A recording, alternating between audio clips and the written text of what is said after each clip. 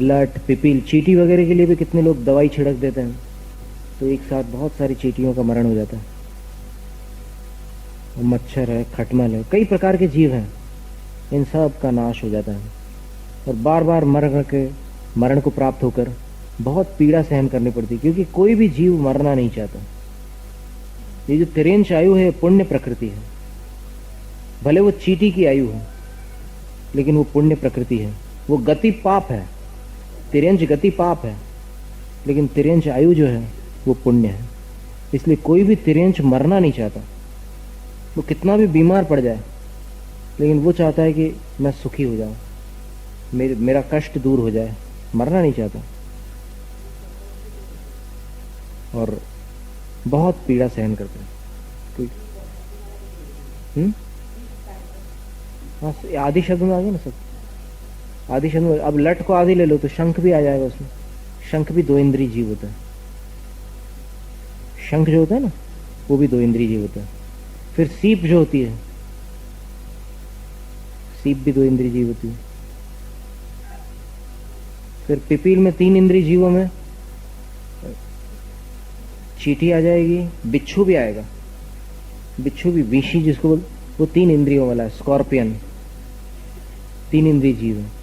और अली आदि में भ्रमर है, और जितने पंख से उड़ने वाले कीड़े होते हैं वो सब 4 इंद्रियों वाले होते हैं। और केकड़ा जो होता है, केकड़ा जानता है, क्रैब, पानी में रहता है, उसको आप लोग क्या बोलते हैं? केकड़ा ही बोलते हैं। तो वो जो केकड़ा होता है, कछुआ अलग होता है, काछुआ अलग है, वो पंचेंद्रिय है। लेकिन नहीं, झींगा अलग चीज है। झींगे की अगर आंख होती हो तो फिर वो 4 इंद्रियों वाला होगा, आंख न हो तो फिर वो 3 इंद्रिय वाला है। लेकिन केकड़े की तो आंख स्पष्ट होती है, आपने देखी भी, वैसे ऊपर 2 आंख निकली रहती है ऐसे, और फिर सामने उसके वो रहता है। केकड़ा तो प्रसिद्ध प्राणी है। आचार्य ने दृष्टांत भी दिया जैन समाज के लिए कि एक प्रदर्शनी लगी थी, वहां कई प्राणी रखे गए थे, लेकिन सारे प्राणी बंद थे। और फिर केकड़े वाली जो बरनी थी उसके ऊपर ढक्कन नहीं था। तो फिर कोई दर्शक घबरा गया और व्यवस्थापक से बोला कि अरे उसका ढक्कन खुला है। व्यवस्थापक ने बोला कि शांत शांत शांत, वो कभी कोई खतरा नहीं होने वाला। बोले तो बोले कि वो जब ऐसे चढ़ करके ऊपर से बाहर निकल गया तो किसी को काट लेगा। बोले कि वो पीछे वाला उसको निकलने दे, तब तो वो टांग खींच के उसको वापस अंदर ले आएगा। बोले वो कभी नहीं निकल सकता बाहर। तो ऐसे टांग खींचने वाले काफी लोग रहते हैं। तो ऐसे अनेक शरीर धारण किए जीव ने, बार बार धारण कर करके मरण को प्राप्त हुआ है और बहुत पीड़ाएं सहन की है। मरते समय वेदना तो रहती है। अब ये चित्र वाली प्रतिमा, चित्र भी दिए हुए हैं, चींटी का चित्र और अन्य जीवों का भी चित्र, बिच्छू का भी चित्र दिए हुए हैं। तो बिच्छू 3 इंद्रियों वाला है और केकड़ा 4 इंद्रियों वाला है। लेकिन 3 इंद्रियों वाला बहुत खतरनाक है। दोनों प्रकार के होते बिच्छू, एक छोटा वाला भी आता है और बड़ा वाला भी आता है, जूडर। बरसात का मौसम जब प्रारंभ होता है तो रास्ते पर बहुत सारे मिलते हैं पड़े हुए।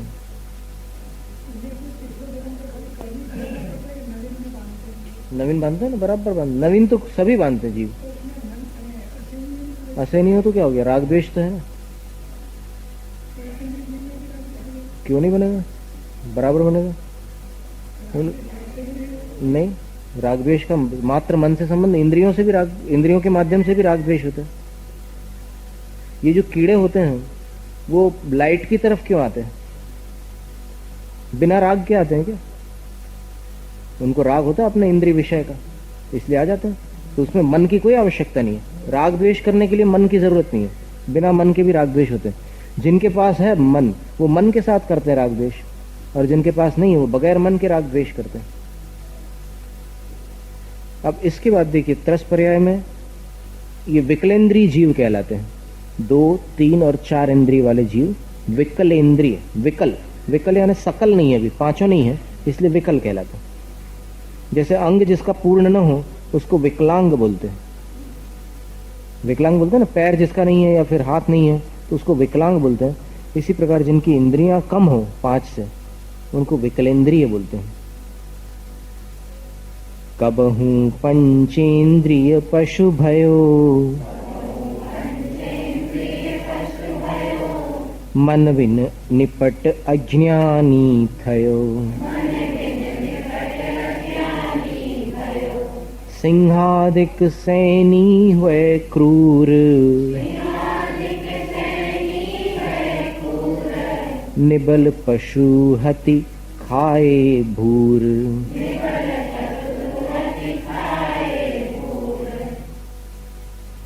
और कभी ये जीव पंचेंद्रिय पशु बन जाता है, मैंने 5 इंद्रियों को प्राप्त किया, लेकिन 5 इंद्रियों को मनुष्य जीवन में नहीं प्राप्त किया। कहाँ प्राप्त किया? पशु पर्याय में। लेकिन पशु बन करके भी क्या स्थिति बनी? पशु 2 प्रकार के होते हैं पंचेंद्रिय, एक मन वाले होते हैं, दूसरे मन बिना के होते हैं। 5 इंद्रियों वाले पशु के 2 भेद हैं, एक सैनी और दूसरे असैनी। असैनी यानी बगैर मन के, और सैनी यानी मन वाले।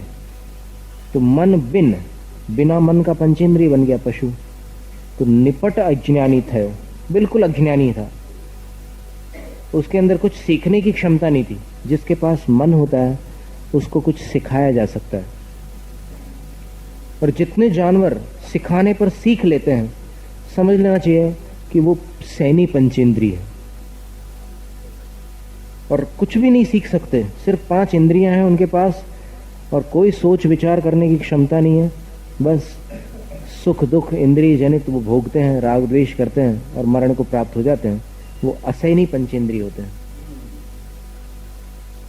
गंडक आदय है, कुछ ऐसे प्राणी होते हैं, कुछ मेंढक, कुछ पक्षी, कुछ सर्प, जिनके पास मन नहीं है, तो वो असैनी पंचेंद्रिय जीव। और फिर सिंहादिक सैनी, अब सैनी पंचेंद्रिय बना तो फिर सिंहादिक पर्याय प्राप्त होगी। सिंहादिक किसको कहते हैं? सिंह है, व्याघ्र है, और फिर तेंदुआ है, चीता है। तो ऐसे सैनी जीवों की पर्याय में चला गया तो क्रूर हुए, क्रूर हो करके, वो पर्याय वैसे क्रूर है सहज रूप से। बिल्ली वगैरह की जो पर्याय होती है, कितने क्रूर होते हैं वो, बहुत क्रूर होते हैं। एक बार स्वाध्याय चल रहा था अमरावती में, तो दोपहर का समय था, एकदम अचानक अलमारी के पीछे से चूहा दूसरी अलमारी की तरफ गया, लेकिन दरवाजे के पास एक बिल्ली छुप करके उसकी प्रतीक्षा में थी। उसने लपक कर उसको पकड़ना चाहा, तो चूहा ऐसे भागा, मार्बल के ऊपर भागा तो स्लिप हुआ, तो अब बिल्ली भी ऐसे फिसली। फिर चूहा मुड़ करके इस तरफ जाने लगा, लेकिन अलमारी के पहुंचने के पूर्व ही उसने, बिल्ली ने उसको पकड़ लिया, और पकड़कर उसके मुंह से एक बार चिक ऐसी आवाज निकली चूहे के मुंह से, और दूसरी बार आवाज नहीं निकल सकी। इतनी फुर्ती होती है उस बिल्ली में, और पकड़कर जब उसको मारती है तो फिर वो उसको खा जाती है, और खा करके उसका जो रक्त होता है उसको भी अपनी जीवा से चाट जाती है। इतना क्रूर प्राणी होते हैं, सैनी पंचेंद्रिय जीव है बिल्ली, जो है सैनी पंचेंद्रिय जीव है। तो अब सिंहादिक, तो सिंह और बिल्ली एक ही परिवार के माने जाते हैं। शेर की मौसी बोलते हैं बिल्ली को। उसने बहुत कुछ सिखाया शेर को, लेकिन पेड़ पर चढ़ना नहीं सिखाया, इतना कहते हैं। तो वो क्रूर होकर के, वह माने होकर के,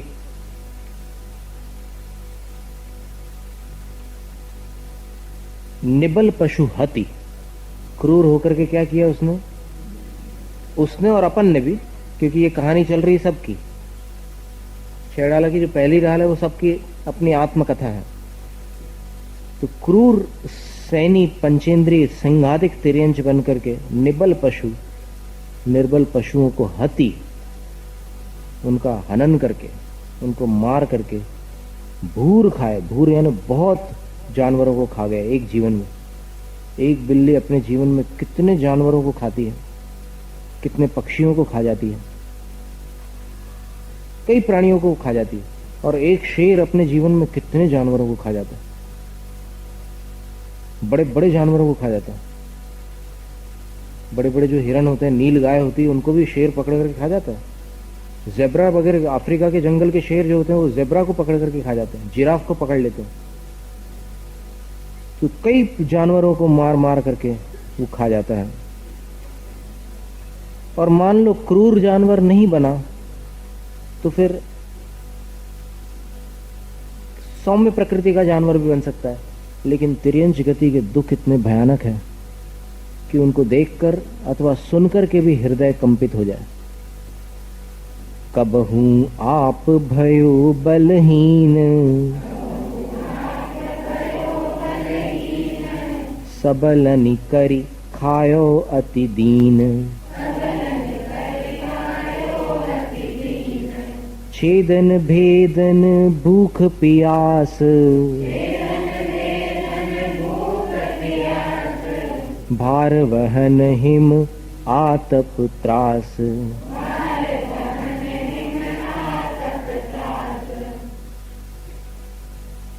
कबहू किसी समय आप बलहीन भयो, स्वयं बल रहित हुआ, शक्तिहीन जानवर बना।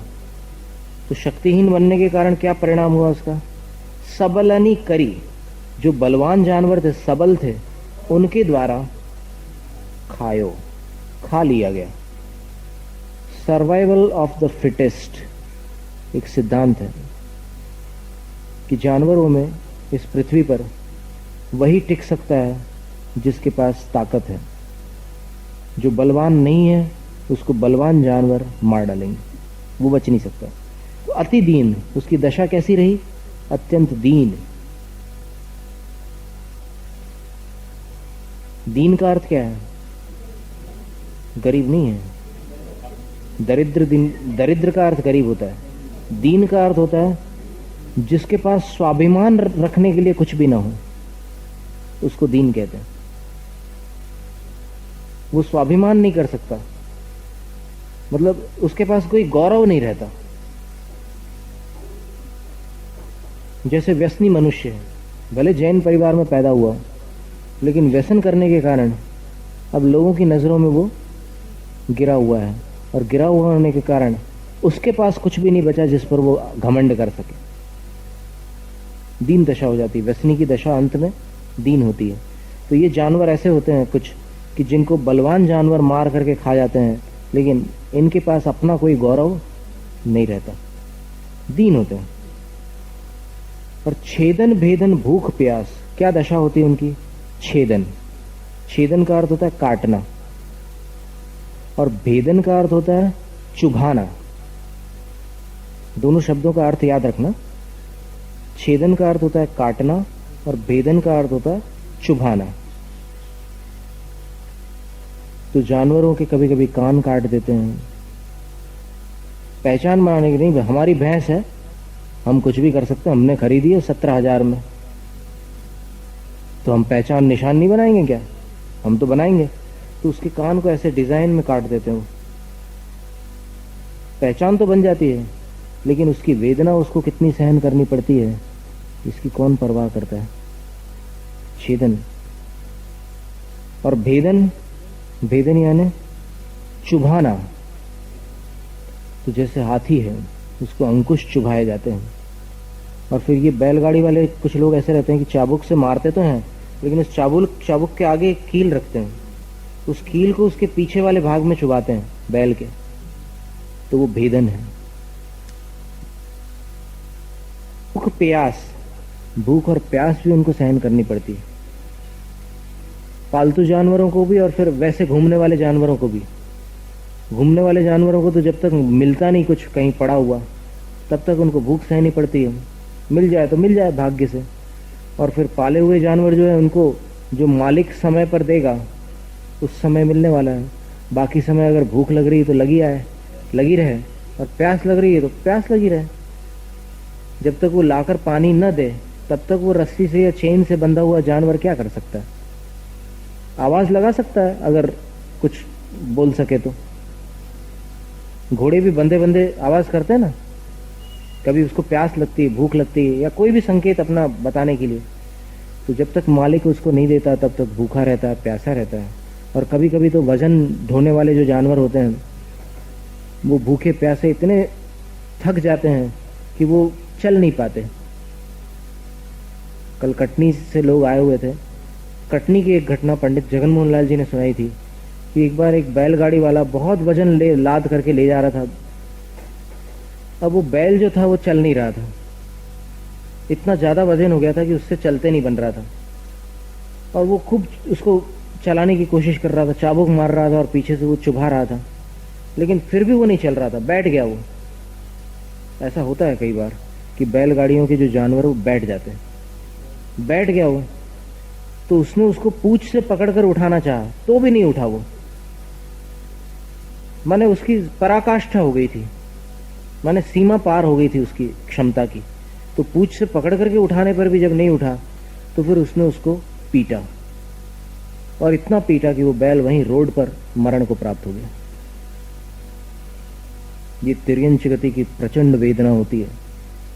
और छेदन भेदन में छेदन का उदाहरण स्लॉटर हाउसेस तो है ही है, बूचड़ खाने, कत्ल खाने जानवरों के, जहां प्रतिदिन प्रातःकाल, अभी गुजरात समाचार या किसी अखबार में एक पेज आया था, उसमें लिखा था कि प्रतिदिन समूचे भारतवर्ष में लगभग 50,000 गाय और बैलों का वध होता है,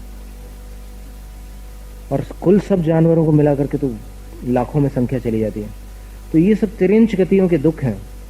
उन्होंने भी पिछले जन्म में कोई ऐसा कर्म किया और आज ये लोग कर रहे हैं, जो उनको क्लेश पहुंचा करके पाप बंधन बांध रहे हैं, वो ये लोग कर रहे हैं।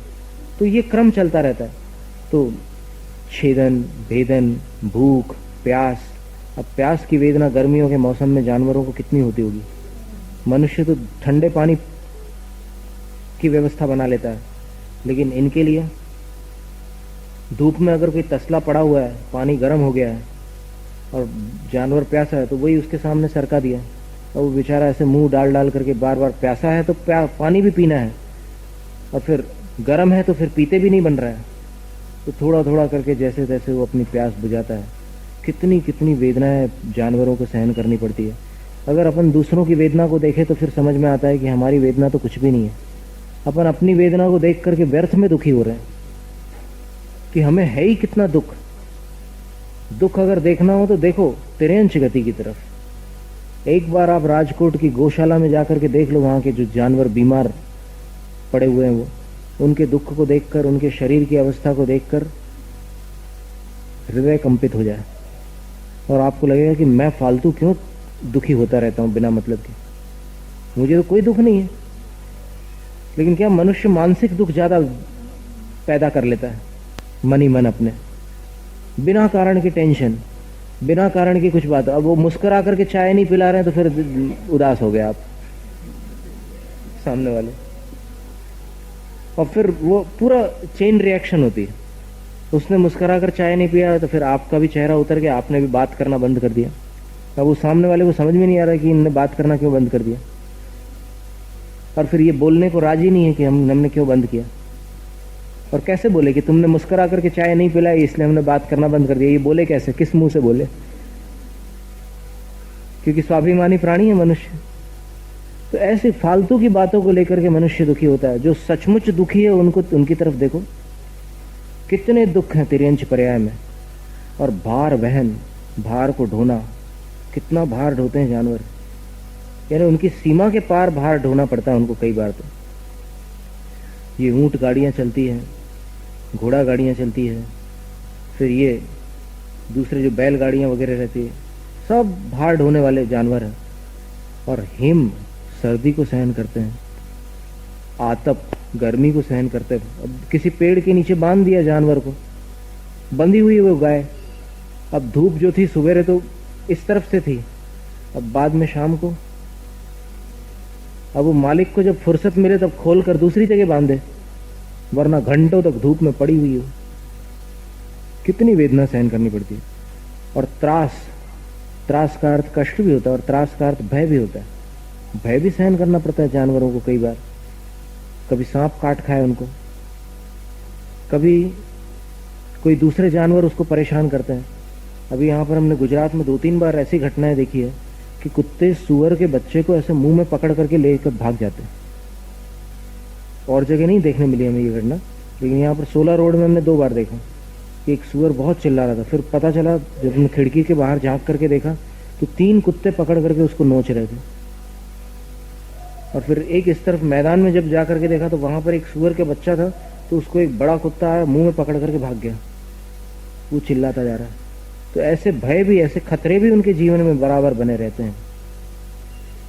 और फिर कई बार मनुष्य लोग भी उनको परेशान करते हैं। कुत्ते की पूंछ में फटाके बांध दिए। दिवाली का समय, दिवाली माना आपका त्योहार है भाई, राम लौट करके आए थे, तो कुत्ते और गधे और दूसरे जानवरों की पूंछ में फटाके फोड़ रहे हैं। तो उनको कितना डर लगता होगा और कितना खतरा होता होगा उनको, जब चिंगारी जब पड़ती होगी, अपने ऊपर एक चिंगारी पड़े तो फिर चीख निकल आती है। उन जानवरों को कितना कष्ट भोगना पड़ता है। तो ऐसी पर्यायों में भी अपन स्वयं भटक चुके हैं और अनादिकाल से कितनी बार पशु पर्याय में जा जा करके इन कष्टों को अपन ने भोगा है। तो 7 काव्य हुए हैं आज, चौपाइयां। इसके आगे का अपन आगे देखेंगे। तो एक बार अपन आज जो काव्य चले हैं उसका पाठ कर लेते हैं। दुर्लभ लही ज्यों चिंतामणि, त्यों पर्याय लही त्रसतणी। लट पिपील अली आदि शरीर, धर धर मर्यो सही बहु पीर।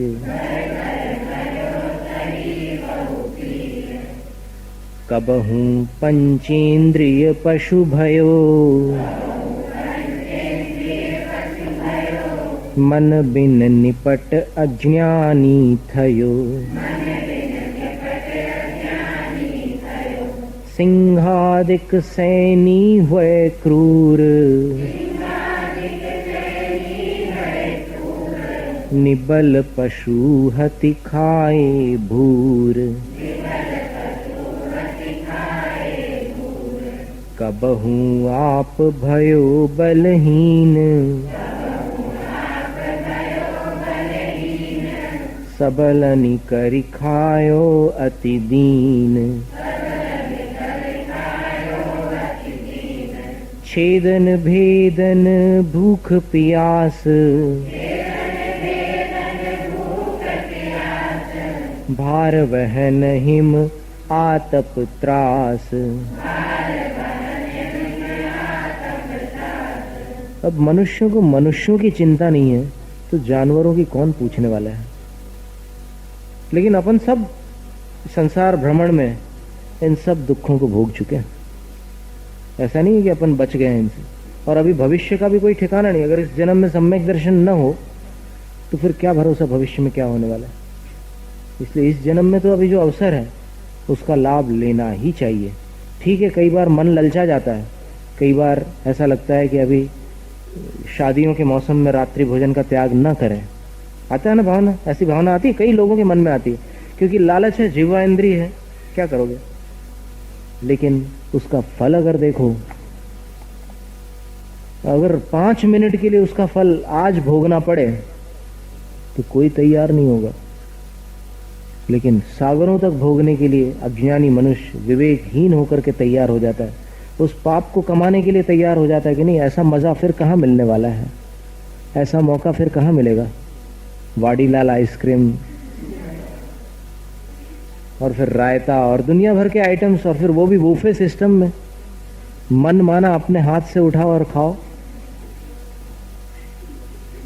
ऐसा अवसर कहाँ। तो ऐसा लगता है कि दुर्लभ लही जो चिंतामणि, ये सारी चीजें हैं दुर्लभ चिंतामणि के समान, ऐसा लगता है।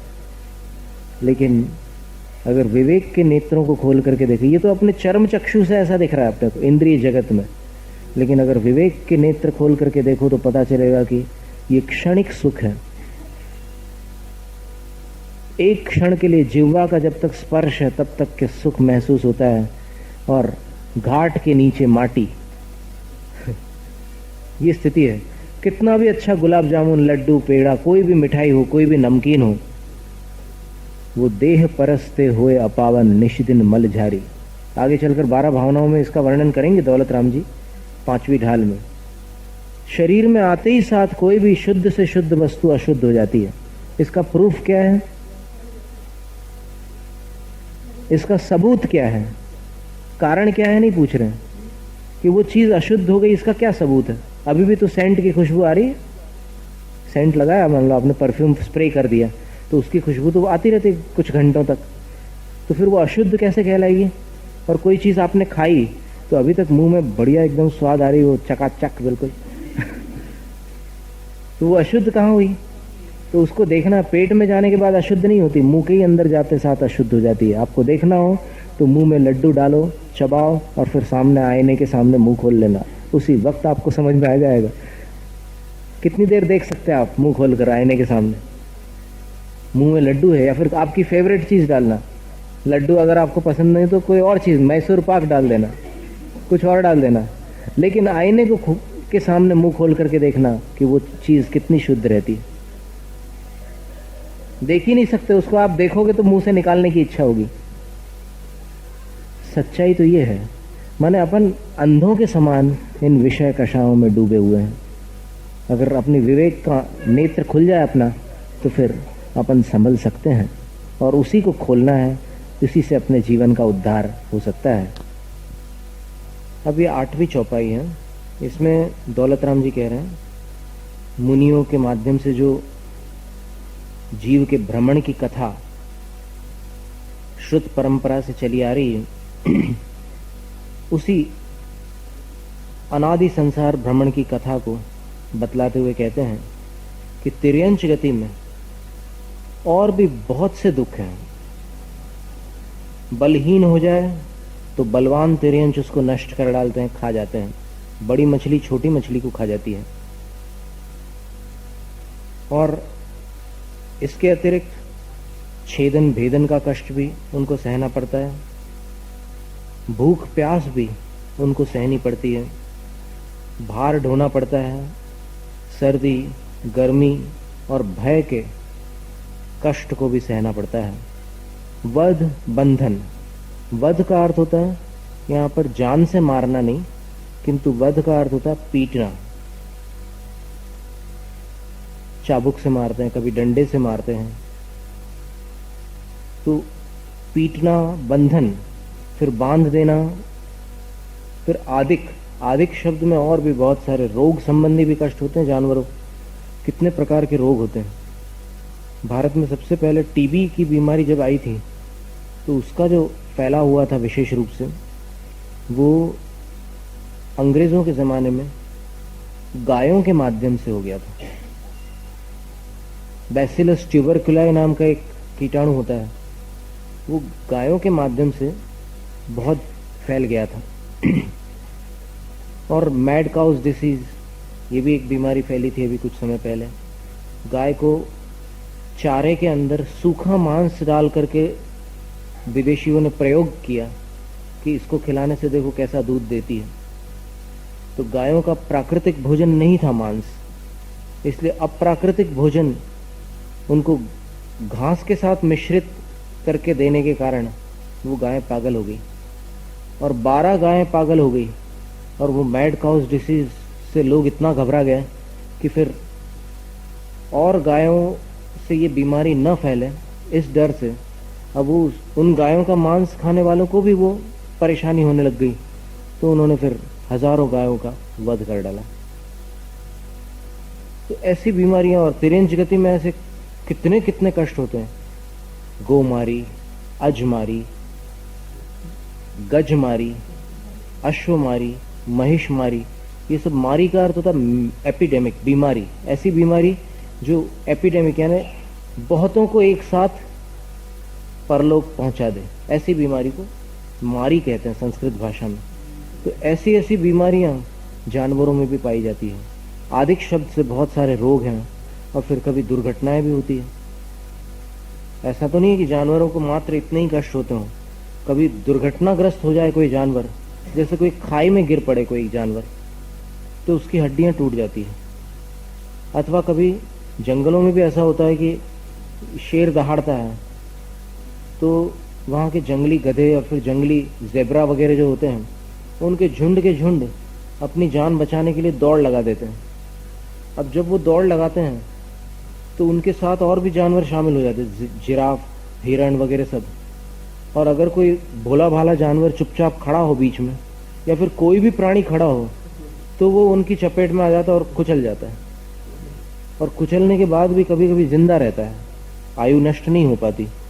तो वो जो कष्ट होता है दुर्घटना से होने वाला, वो एक अलग प्रकार का कष्ट होता है। उसको स्टैम्पेड बोलते हैं अंग्रेजी में, कि सारे जानवर झुंड बनाकर दौड़ लगा देते हैं। तो उस दौड़ में वो शेर वगैरह भी कुछ नहीं कर पाते उनका, क्योंकि इतनी तेज दौड़ लगाते हैं और इतनी संख्या में लगाते हैं कि शेर भी चुपचाप वहां से निकल जाता है। कि एक साथ इतने सारे जानवर दौड़ लगा देंगे तो कौन क्या होगा।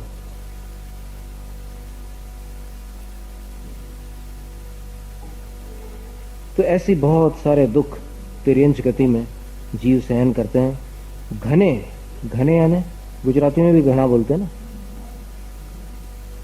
बहुत अधिक।